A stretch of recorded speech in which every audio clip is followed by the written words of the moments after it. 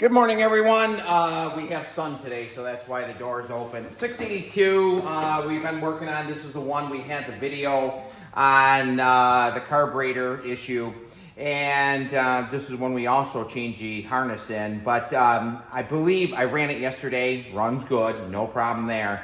But I believe I have some mice remnants down in the starter area. I kind of figured I did. And we're going to tear the motor out. I'm going to take the fuel tank, the front clip off. I'm probably going to unhook the Driveshaft, and we're going to open up the starter area to see how many mice remnants are in there. The reason I know I have this issue is because the starter makes a noise. So we're going to get it apart, and then we'll see how many mice remnants are in there. So we're going to unhook the lights.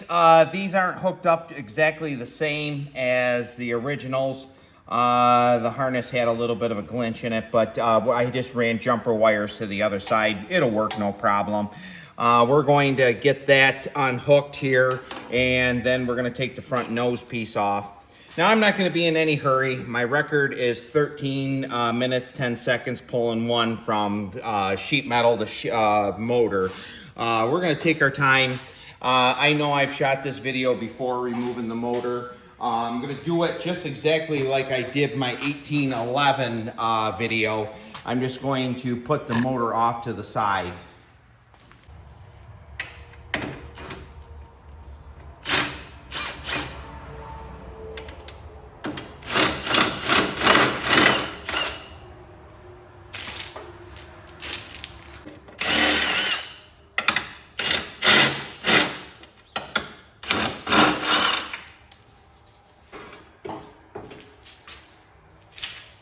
Going to unhook the fuel tank. All we have to do is loosen up these 5/16 bolts here. And this one here, I've already checked, has the slides in it, so you can just push it backward. The early 79s, you had to take the bolt all the way out.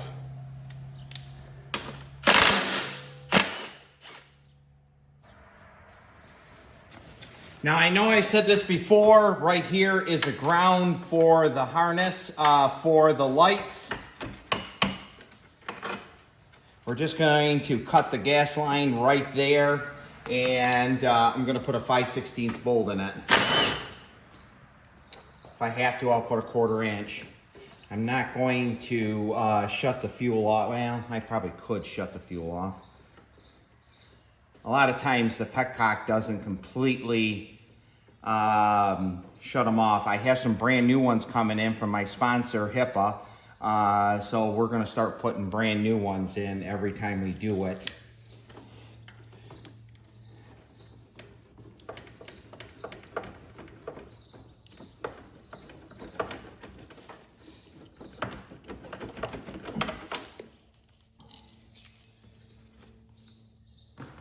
And I didn't quite get that quite correctly, but we'll get that fixed. I cut a little bit of the oil or the fuel filter off in there. But we'll get that out when we put it back together. That's no big deal.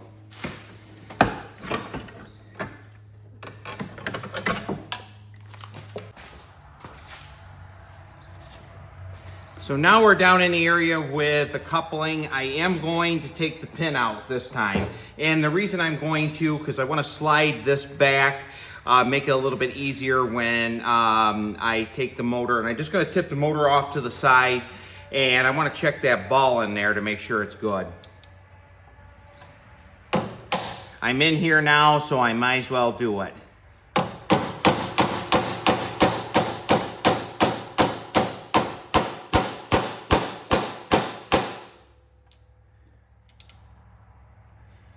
Might have to drive that the other way. I'll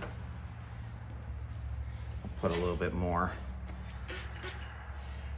I probably should be wearing a pair of safety glasses because on the bottom of my hand I felt some of that roll pin hit the bottom of my gloves.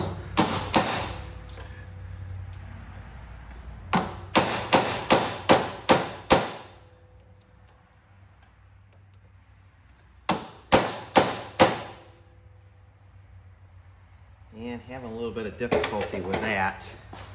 Here's a chunk of Driveshaft right here I'm going to use and try to get that flush.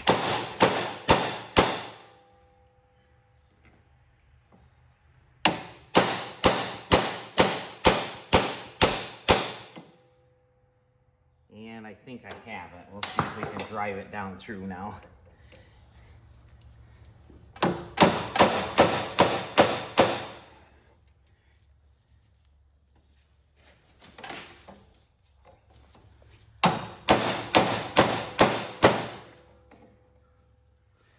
And we'll switch it over to the other side.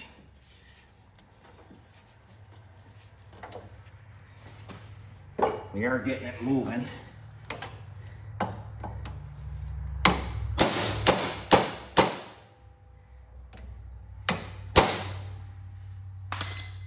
One thing good about it, it's not a diesel. A diesel is way tucked in there.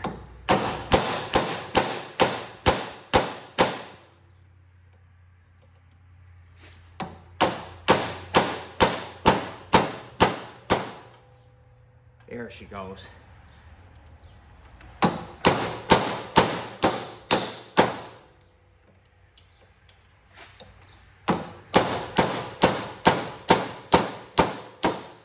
There she is. Now we're going to unhook it right here.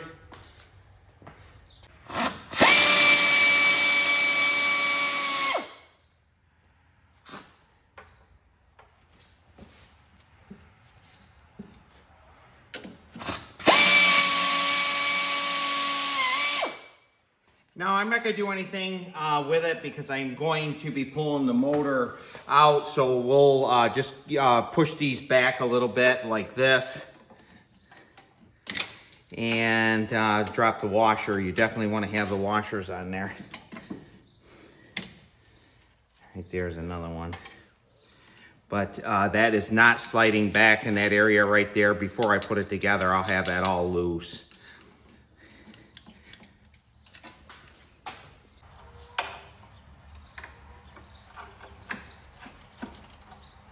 Did not realize that the bolt in the back here is not even in. I never had this motor out, so I should have checked that. That's my mistake. I wonder if that motor's loose. No, it's not loose. Yeah, the one over the axle. It should be 6. A diesel only has 4, hard to believe. But if you have a 782 diesel, only 4 3/8 bolts hold it in. That 1782 I have, I'm probably going to be putting that in the future here. My oil pan gasket's leaking a little bit, and I'm that fussy, so I'll be pulling that motor again. About this place here, there's always something to fix. I enjoy working on these. Have fun doing it when you're working on these. These are a lot of fun. Don't make it a job.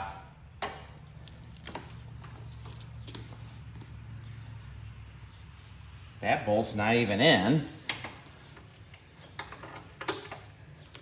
Now, I always say this, you get upset about things breaking, but I've already found a couple faults in it that need to be fixed, and there's always a reason why they break or something's not quite right. So when I do most of them, I tear them all the way down, and if you do that, then when you put them together, you know that they're all good.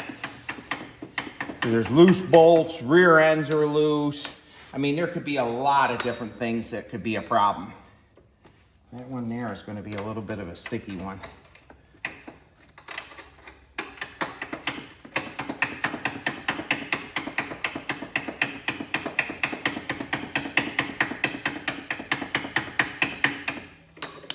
Now when you put these bolts back in, make sure you have them lubed up real good. You might want to chase the threads a little bit on them.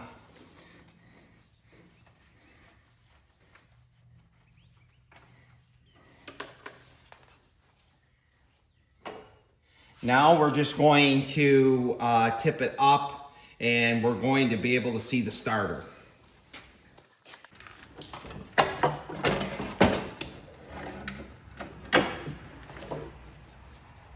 Now you notice I didn't unhook any of the controls. We won't really need to. You can see we're right down in the starter area right here. So we're gonna take this cover off right here, and you can see there's quite a lot of hay and stuff. So this has been sitting outside for a good long time. So I'm assuming it's accumulated some mouth remnants.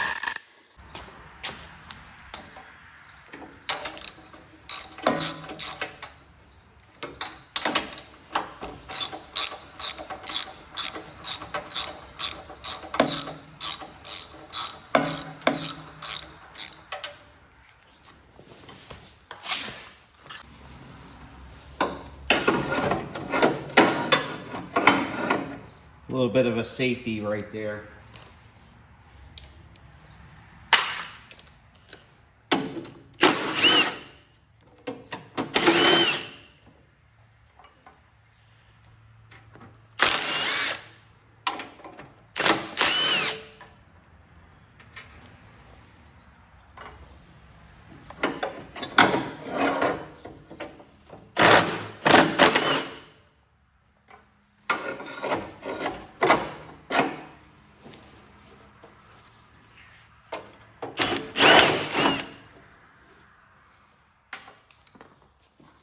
Now, if there isn't mice remnants in this area right here, I have another issue. Maybe a starter. It does look like it's had an aftermarket one put on there, but we'll see.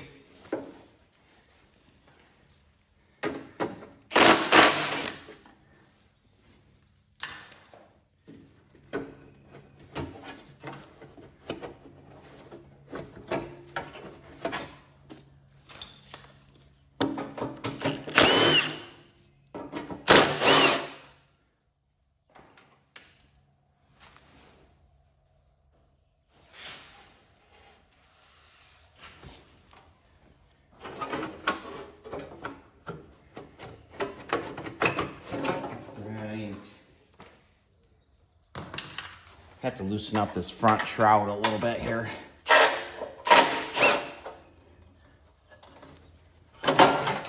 Yep, and right there is our issue. So you can see that's the issue with the starter. In fact, we'll take it out and I'll show you why it's an issue with a starter.